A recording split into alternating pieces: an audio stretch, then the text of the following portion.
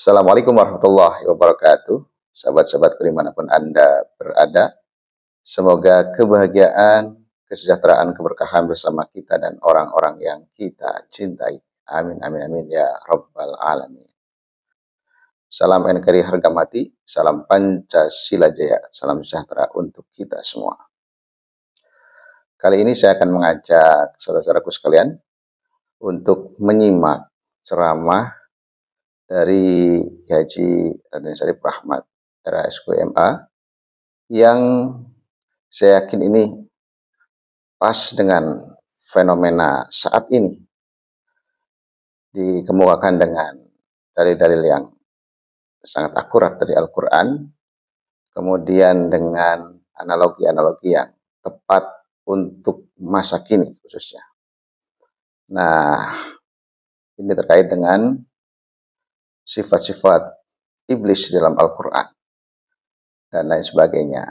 Pasti kita semua penasaran, dan mari kita sama-sama simak ceramah lengkapnya. Indonesia ini, kata Syekh Ali Tontowi, Al-Jannah.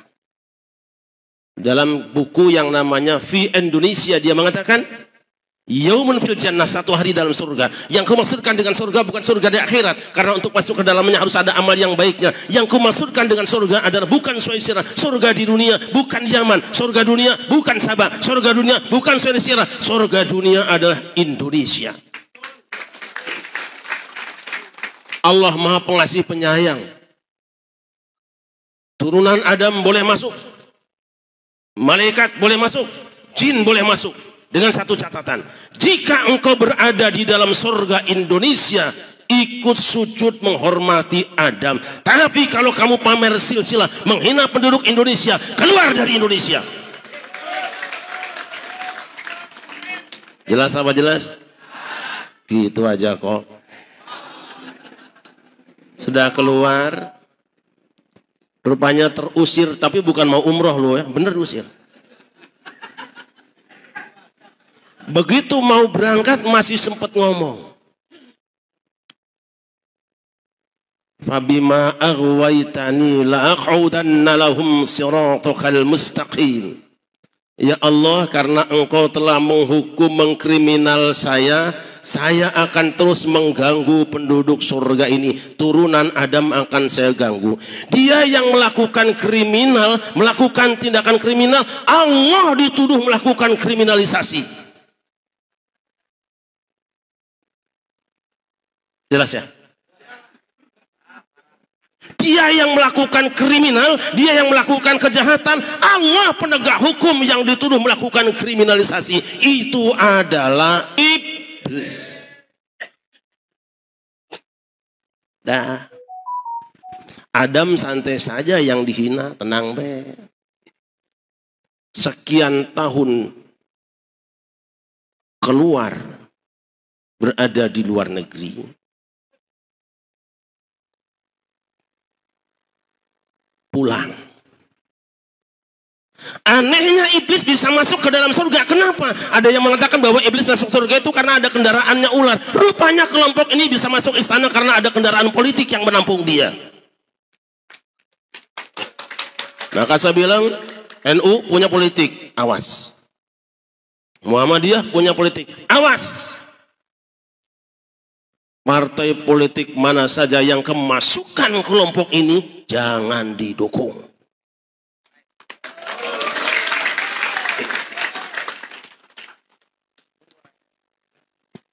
Sallallahu Muhammad. Begitu masuk ke dalam, ketemu dengan Adam, silaturahmi, ngasih pengajian lagi. Adam merasa karena dia tamatan luar negeri, sudah pulang dari luar negeri, dianggapnya lebih pinter. Padahal Adam jelas sanad ilmunya langsung dari Allah. Dia benar ilmunya, kok malah ngaji yang gak jelas ilmunya. Karena apa? Dia baca ayat cuma tafsirnya berbeda dengan Adam. Adam memahami firman Allah karena sanadnya mutasil, jelas silsilah ilmunya. Ini dia kan cuma dapat dari YouTube. Mau ayatnya sama, tafsirnya beda. Makanya benar Kiai Iman tadi.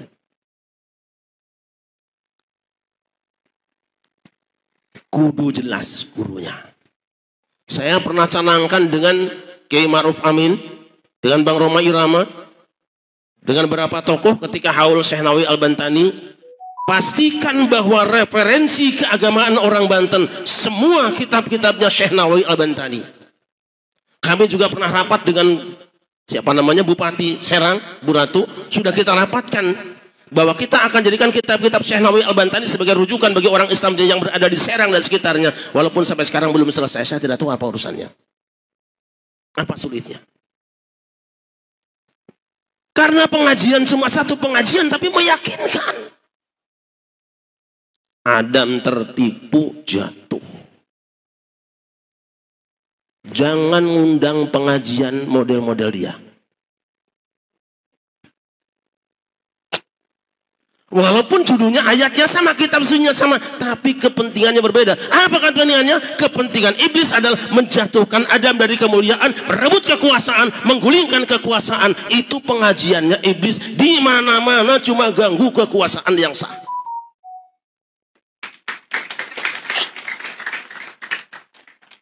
Sallu ala Muhammad. Nah.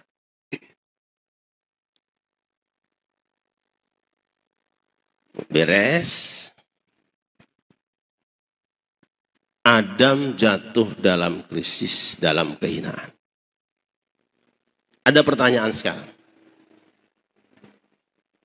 Janji iblis rupanya berhasil tadi. Sumpah iblis, komitmen iblis berjalan.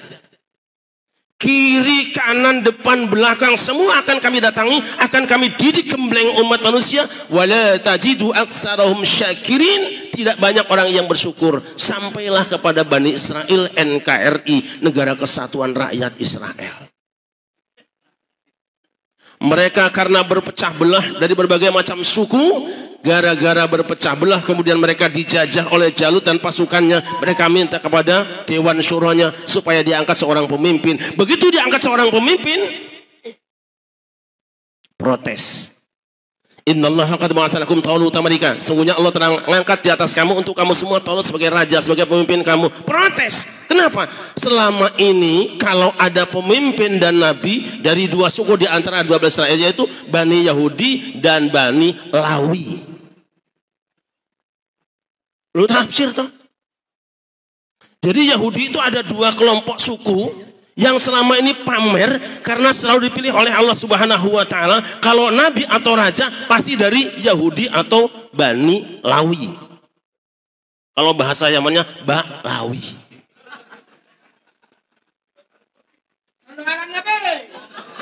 Lu ini tafsir toh? Bener ya?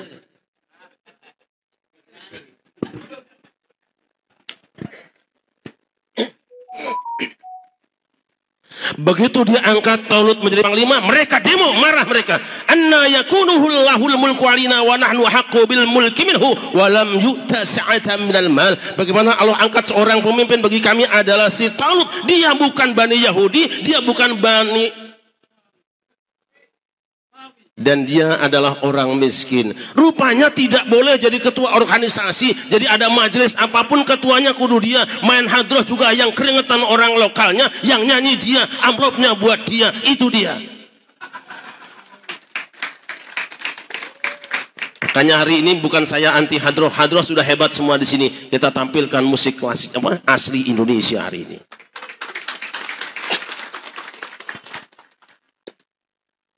Lalu Allah jawab, Innallaha astafahu alaikum wa zadahu bastatan fil ilmi wal jismi. Tadi alasannya dua. Satu, bukan turunan. Yang kedua, Talut itu miskin. Rupanya dari dulu kalau ada pilkada dan pilpres, mesti ada kelompok yang doyannya wani piro. Ada.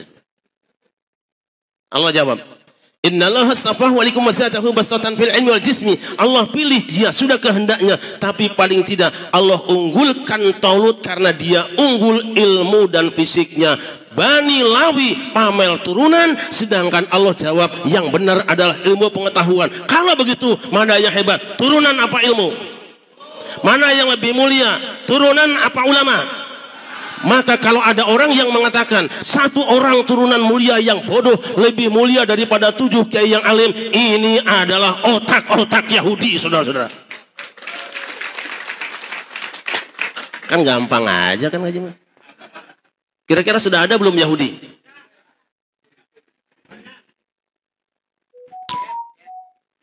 Sallallahu alaihi Muhammad. Dah kita balik lagi supaya singkat. Adam turun ke bumi. Terus punya anak kan. Qabil lahir dengan Ikrimah. Habil dengan Labudha. Suruh kawin silang. Ini urusan kawin juga ribet si Qabil nih. Dia nggak mau katanya nggak sekufu.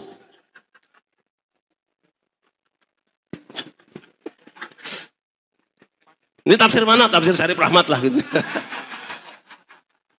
Lo jelek-jelek saya ini datang ke Mesir ketemu anak saya, ketemu dengan masyayikh. Ada 1-2 syekh yang menyerahkan sanad ilmunya tanpa dites, tanpa diuji. Syarif Rahmat sah sanadnya lewat saya kata dia.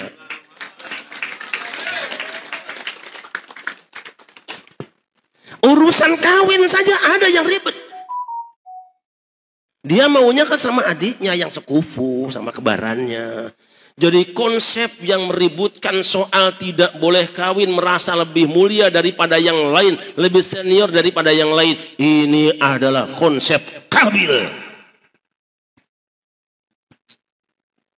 Nanti kalau kita baca silsilah Imam Syafi'i, salah satu keterangan mengatakan bahwa Imam Syafi'i itu ibunya adalah seorang yang bahasa sekarang syarifah. Tapi ayahnya bukan. Sadar nggak ketika kita mengatakan haram seorang syarifah kawin dengan yang bukan Sayyid, bukan Habib. Berarti kita sudah menganggap Imam Syafi'i telah berzina orang tuanya. Saya punya bukunya itu. Siapa yang kawin dengan yang bukan Sayyid, bukan Habib, maka dia sama dengan berzina. Wallahi, wallahi. Ini adalah fatwa sebahagiannya pesanan dari Londo, saudara-saudara. Dah segitu aja, usah banyak-banyaknya.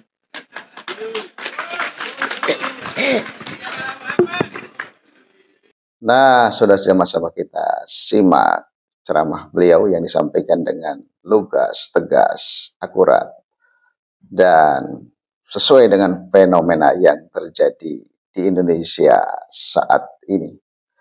Saya yang memberitakan, saya yang menyajikan, saudara-saudara semua yang menyimpulkan. Semoga bermanfaat untuk kita semua.